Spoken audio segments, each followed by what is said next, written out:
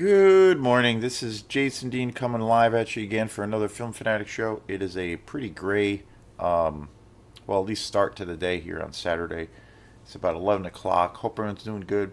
So, I want to thank people. The recent posts that I've been putting up for newer videos for my YouTube channel, and also I usually still do the same kind of thing for the most part. But when I do a video on a movie that I really want to talk about, it's usually mostly around the exploitation movies that are my favorite. That's usually what I do as far as, aside from the video talk or review. I'll do a post where I'll use the photo or the artwork from the movie, and I'll usually post that on Instagram and Facebook. I just recently became an admin for another movie page, which has been pretty cool, and it's basically all about horror movies and exploitation movies. So I've been posting videos. I've been a member to this page for a while, and it's pretty good. They do a pretty cool coverage, and a lot of the people, there's a few thousand people on there, and there's a lot of great posts on there as far as all, obviously all within the world of exploitation. A lot of obscure movies, a lot of cool movies, great, action and horror and Italian movies. So I've been posting quite a few of my posts from Film Fanatic on there, or sending them to them, and so then they asked me about being an administrator. So I started doing that, and it's fun. It's fun having to kind of broaden things a little bit and to be even in more contact with other movie freaks. So it's great, and I was surprised how big this one page is. It's on Facebook, and the amount of traffic that it gets, and there's a lot of people. So it's great. There's hope. There's hope out there that there's people into cool shit. So, and it's obviously in the minority, but I think it's great. And today's show is on a movie that you know, before I get into this movie, I wanted to thank too. Lately, a lot of people have been commenting, and on the videos themselves, and then also on the posts. There's been a lot of that happening lately, uh, particularly around the last, I don't know, 4 or 5 videos that I posted, and also the post. So, really want to thank people for checking that stuff out. These movies mean the world to me. So it's just a whole lot of fun. So thanks again. So today's show is going to be on the Oblong box, which is a movie I bought this probably at least 2 years ago, maybe more, and it's based on an Edgar Allan Poe story. Edgar Allan Poe for me was my, as a kid, and I know I've talked about this before, but as a kid, he was definitely the, like, for me, that my personal introduction to horror. I discovered him before any other horror writers, and of course there has been so many of his stories, his short stories, have been turned into really great movies, and mostly starring Vincent Price. But he was my introduction to horror. I remember I was in, I think it was like 6th grade. It might have been 5th or 6th grade. And I had an English class, and I remember we had to do like a book report, and we had different genres or different styles that we could kind of choose from. And I remember we had like a choice of like doing something that was like a murder mystery, or some kind of Shakespearean play, or an action, or a horror. And I remember just naturally feeling inclined to check out the horror genre. And the main writer in this category for us to choose as a kid was Edgar Allan Poe, and that was, and it might have been, I can't remember the exact story that I first read. It might have been like The Raven or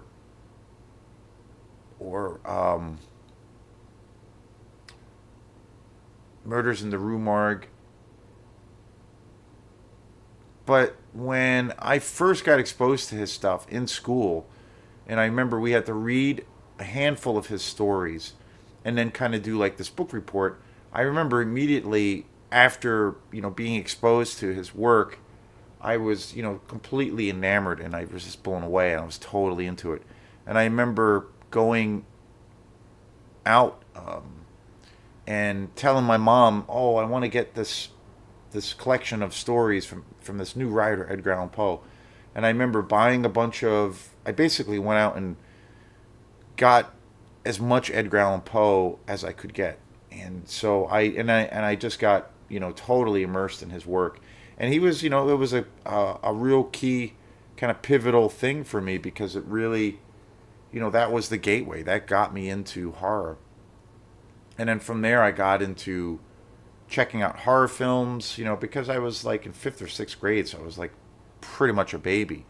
But that exposure was so integral, and it's made me into the fanatic that I am. So, and his stuff is timeless. I remember a few years ago, it was probably about 5 or 6 years ago. I went to Goodwill and I bought this really cool collection of his books, of his poems. It's a really beautiful edition, beautiful artwork, and it's a collection of all of his poems. And I had never really explored that part of his work. Amazing stuff. And so he's a writer too. I always revisit, and of course, like I said, they have turned virtually every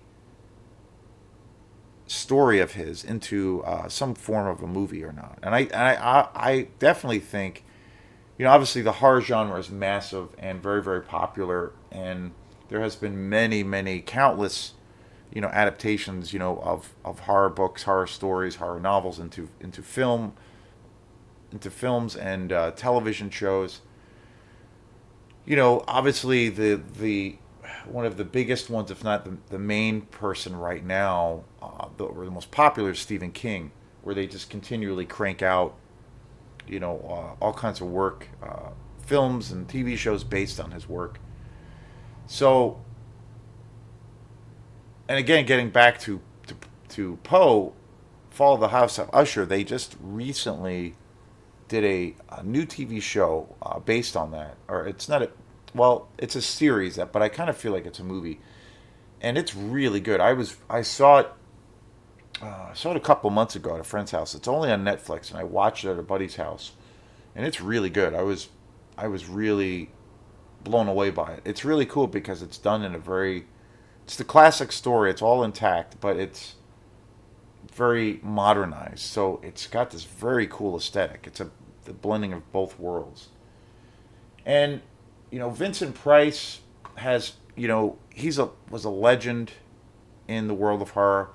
He was, out of really any of the icons of horror, probably the most involved with the work of Edgar Allan Poe. He starred in so many versions and films based on his work. My favorite Vincent Price movie of all time is the Mask of the Red Death. That's probably, again, there's so many wonderful works, but I think the Mask of the Red Death is probably my favorite Poe story. I just think it's great. And one of the things I kind of that pull me back to that story all the time is just kind of what the world has gone through in the last 4 years. There's so many eerie, insane parallels. But beyond that, it's just an amazing work. And Roger Corman directed that film. Roger Corman and Vincent Price had a long, long partnership, and they turned out so many of these big film adaptations of Poe's work. And so I got this as a Christmas present like 2 years ago. And to be honest, I was not sure if I was really familiar with the story. And I've only watched this movie once, and I watched it again last night actually, and I'm like, I need to talk about this movie. Why have I not done a show on it? And it's really great. It's classic Gothic horror, starring Vincent Price, Christopher Lee. It's um it's fabulous. This Blu-ray edition is just gorgeous. The only thing that's kind of a bummer is there are no special features on here. There's trailers of various movies from the time period that this movie came out. Again, it's one of those things. This movie is definitely like a classic Gothic horror story, and it's kind of like a slasher movie. It's some of the kills. This film came out in '69, and watching it, I was like, wow, like this is it's obviously a revenge tale where this main character is, you know, basically lashing out after being enslaved, and so, but it has all of these classic kind of slasher serial killer traits.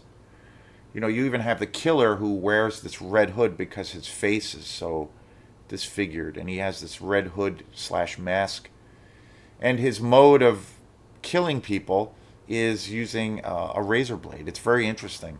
The other thing too that's kind of interesting is that is a typical kind of trope or characteristic for a lot of the classic Italian movies. You know, a lot of the giallo films where you have like the gloved killer and there's always like a razor blade or a knife that's used for, you know, people getting their throat slashed and all those fun things. So there's a lot of that in this movie, and so it very much has this slasher vibe to it, along with the framework being this classic kind of Gothic horror story. But it's really awesome, and it stars Christopher Lee. Christopher Lee is really, really great. One of my favorite actors. I did a big series of videos a while back on all of the classic Hammer films. Oh, you know, just overall my favorite period of Dracula, and also my introduction. This movie was directed by Gordon Hessler. Gordon Hessler did a bunch of films: Scream and Scream Again in 1970, The Golden Voyage of Sinbad, Cry of the Banshee in 1970, The Misfit Brigade 67, Pray for Death in 85. Pretty prolific director, and I believe he was British. But the transfer of this movie on Blu-ray is gorgeous. It's beautiful. Everything just pops. The audio is just incredible. The visual sense is just incredible. Very, very cool. And again, I got this, I think it was 2 years ago, and I got this from Santa Claus, and I was really blown away by it. And I just finished it last night, and I'm like, and it's funny because I had only seen it twice. I've only seen this movie twice. And I remember when I first saw it, I really liked it, and I was like, I need to talk about this movie because I don't really hear. Obviously, Edgar Allan Poe's movies and his stories, and of course Vincent Price, of course Christopher Lee, their movies are talked about quite a bit all the time, and rightfully so. But I never really heard much about this movie. I never really hear this talked about very often, but this is a gem. This is a total gem. Um, Ahead of its time. Edgar Allan Poe, Edgar Allan Poe's work, he was completely and utterly in every way, I think, ahead of his time in the world of modern horror. And to see and to think like they are still making his stories into films. I mean, talk about, as an artist, achieving true mortality in your work. It's like, or immortality, I should say, where your work is always going to be cherished and what you leave behind. And I just think that is amazing and beautiful and uh, inspiring and wonderful. I always, when I think of artists like Edgar Allan Poe, who left such an incredible body of work,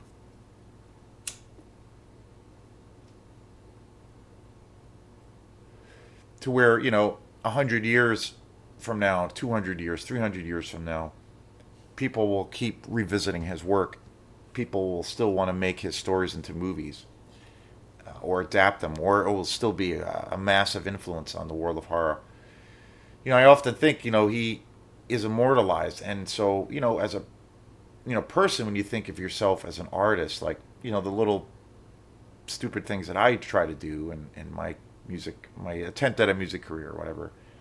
And and my other pursuits that I have, as far as like focusing on this channel and things like that.